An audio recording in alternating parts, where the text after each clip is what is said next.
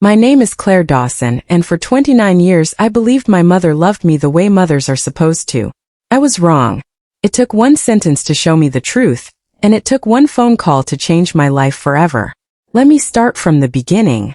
My father, Robert Dawson, passed away 3 years ago. He was a quiet man, the kind who fixed things around the house without being asked, who remembered everyone's birthday, who never raised his voice even when he had every reason to. When he died, something in our family broke that never got repaired. My mother Linda changed. Or maybe she didn't change. Maybe grief just stripped away the mask she'd been wearing for years, and what was left underneath was who she really was. The house I grew up in, a modest 2-story home on Maple Crest Lane, had been in my father's family for 2 generations. He used to tell me stories about the tree in the backyard, planted the day he was born, and how one day when I got married and had kids of my own, they'd play under that same tree. He always said the house would be mine. Not in a legal document, not with lawyers present, just in the quiet promises fathers make to daughters, the kind you believe with your whole heart because the person saying them has never once lied to you. After he died, I moved back in to help my mother. I told myself it was temporary, that I'd stay until she got back on her feet, until the house didn't feel so much like a museum of grief.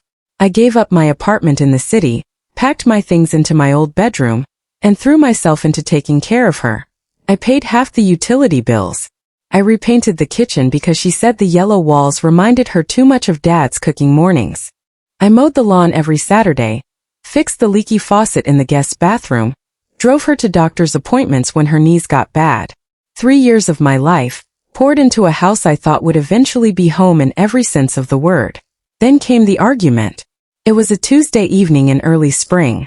I remember because I'd just gotten a promotion at work, and I wanted to celebrate by finally redoing the guest room into a proper home office, something I'd been putting off for months. I mentioned it casually over dinner, sketching out ideas on a napkin, talking about paint colors and where I'd put a desk. My mother put down her fork. She looked at me the way you'd look at a stranger who'd wandered into your kitchen uninvited. "Claire," she said, "you can't just start renovating like this is your house." I laughed, thinking she was joking. "Mom, I've lived here 3 years. I've put money into this place. I just want to fix up a room." "This house was never yours," she said. "Flat. Cold. Final. It's mine. Your father's name is on the deed, and now it's mine. You've just been staying here." I sat there, stunned, the napkin with my sketches still in my hand. 29 years of memories in that house, 3 years of sacrifice, and she reduced me to a guest. A tenant. Someone who had been staying there, as if I were a boarder who'd overstayed her welcome. I wanted to scream. I wanted to remind her of every dollar I'd spent, every weekend I'd given up, every doctor's appointment I'd driven her to while she cried in the passenger seat about how much she missed Dad. But something in her eyes told me arguing would be pointless. She'd already made up her mind about who I was to her, and no amount of receipts or memories would change it. So I didn't argue.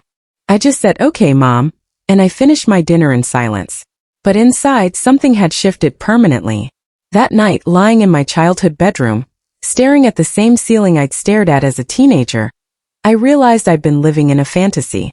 I had built a life around a promise that was never legally mine, around a version of my mother that maybe only existed in my father's stories, not in reality. I thought about all the times over the past 3 years I'd put my own life on hold, the apartment I gave up, the promotion I almost turned down because I didn't want to work longer hours and leave her alone, the relationship I let fade because I was always too tired, too stretched thin, too busy being the daughter who stayed. I decided that night I would leave, quietly, without a scene, without giving her the satisfaction of another argument where she could paint me as ungrateful or dramatic. I would sign whatever needed signing, take what was legally and rightfully mine, and go. The next morning I called my father's old friend, Gerald Whitmore, who happened to be an estate attorney. He'd known my dad for over 30 years, had actually helped him with some paperwork years before he passed. I told him I needed to understand exactly where I stood, not just about the house, but about anything my father might have left specifically for me. What Gerald told me on the phone changed everything. "Claire," he said, his voice careful, "did your mother ever mention a separate document your father filed? A trust?" My stomach dropped. "A trust? No. She's never said anything about that." "I need you to come into my office," he said. There are some things about your father's estate that I think you need to see. I sat in Gerald's office 2 days later, my hands shaking slightly as he slid a folder across the desk. Inside was a document I'd never seen before. A trust my father had established 4 years before he died, back when he'd first been diagnosed with a heart condition that eventually took his life. In it, he'd specified that while the house would remain under my mother's name for her to live in during her lifetime, a separate savings account, along with a piece of land he owned upstate, land I didn't even know existed, was to be placed in trust for me, to be released either when my mother no longer needed the primary residence, or under specific conditions outlined in the document. One of those conditions stopped me cold. If my mother ever formally denied my ownership or contribution to the family home in writing or through documented conflict, the trustee, Gerald himself, was authorized to release my portion of the estate immediately, understanding that the relationship my father had hoped would sustain itself had broken down. My father had known. Somehow, someway he'd anticipated that this might happen. He'd built in a safety net for me, a quiet acknowledgement that even in death, he was still trying to protect me from being left with nothing. There's more, Gerald said gently. The land upstate. It's zoned residential. 5 acres. Current market value puts it well over $400,000. And the trust account has been accumulating interest for 4 years untouched. Comes to just over $210,000. I didn't cry in that office. I think I was too shocked to cry. I just nodded, signed the paperwork Gerald had prepared, transferring the trust assets fully into my name, activating the clause my father had written into existence specifically for a moment like this one. I didn't tell my mother. I didn't call to gloat or explain.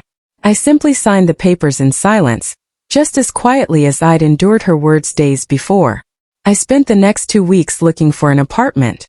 I found a beautiful 2-bedroom place downtown, put down a deposit, and began quietly packing my things from my childhood bedroom into boxes when my mother was out running errands or visiting her sister. I didn't want a confrontation. I didn't want tears or guilt trips or another reminder that the house was never mine. I just wanted to leave the way I'd learned to survive there for the past 3 years. Quietly, efficiently, without causing a disturbance. On a Sunday afternoon while my mother was at church, I loaded the last of my boxes into a rented truck and left a short note on the kitchen counter. It simply said, "Thank you for reminding me this was never my house. I found somewhere that actually is. I love you and I hope one day we can talk about all of this honestly. Claire." I didn't hear from her that day. Or the next. I told myself I was fine with the silence. I unpacked my new apartment, hung curtains, arranged my furniture, and for the first time in 3 years, I fell asleep in a space that was entirely, undeniably mine. Monday came and everything went dark. Not for me but for her. I got a call from my aunt, my mother's sister, around noon. Her voice was tight with barely contained panic. "Claire, honey, I don't know how to say this, but your mother's had some kind of breakdown. The bank called her this morning about the house." My stomach twisted. What about the house?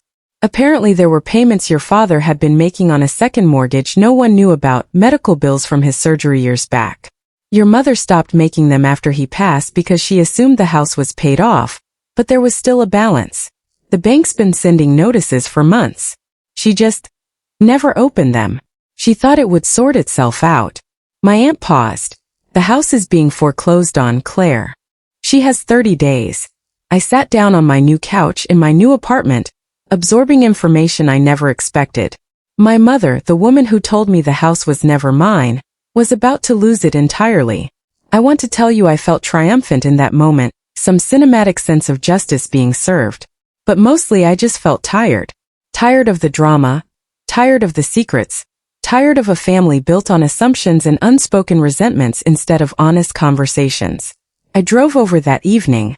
My mother answered the door with red, swollen eyes, looking smaller than I remembered, like the events of the day had physically shrunk her. She didn't yell at me, didn't bring up the note or my sudden departure. She just said, "I don't know what to do, Claire."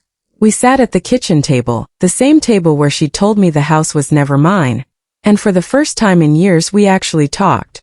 Really talked. About Dad, about the grief neither of us had processed properly, about the resentment she carried because she felt like I was trying to replace her as the head of the household, about the fear she felt facing old age and financial uncertainty alone. I told her about the trust. About Gerald. About the land and the savings my father had quietly protected for me, understanding perhaps better than either of us that this exact kind of moment might come. She cried when I told her. Not out of anger, but something that looked like relief mixed with shame. He always tried to protect everyone, she said softly. Even after he was gone. I didn't move back in. That part of my life was over, and honestly it needed to be. But I did help her. I used part of the trust to pay off the second mortgage, not because I owed her anything, but because despite everything she was still my mother, and my father would have wanted the house, the one with the tree he planted the day he was born, to stay in the family even if it would never truly be mine. We're rebuilding our relationship now, slowly, one honest conversation at a time. She started therapy to deal with her grief in healthier ways. I visit on Sundays, but I always go home afterward, to my apartment, to the life I built the moment I stopped waiting for permission to have one. Sometimes the most painful things people say to us end up revealing the truth we needed to hear. My mother told me the house was never mine, and in the cruelest, most unexpected way, she was right. But what she didn't know was that something better, something my father had quietly ensured for me long before that conversation ever happened, already was. If you've ever been told you don't belong somewhere you gave everything to, I hope you find your own version of that lawyer's phone call. The moment that reminds you that your worth was never tied to four walls and a roof, but to the quiet, unshakable love of people who saw your value even when others refused to.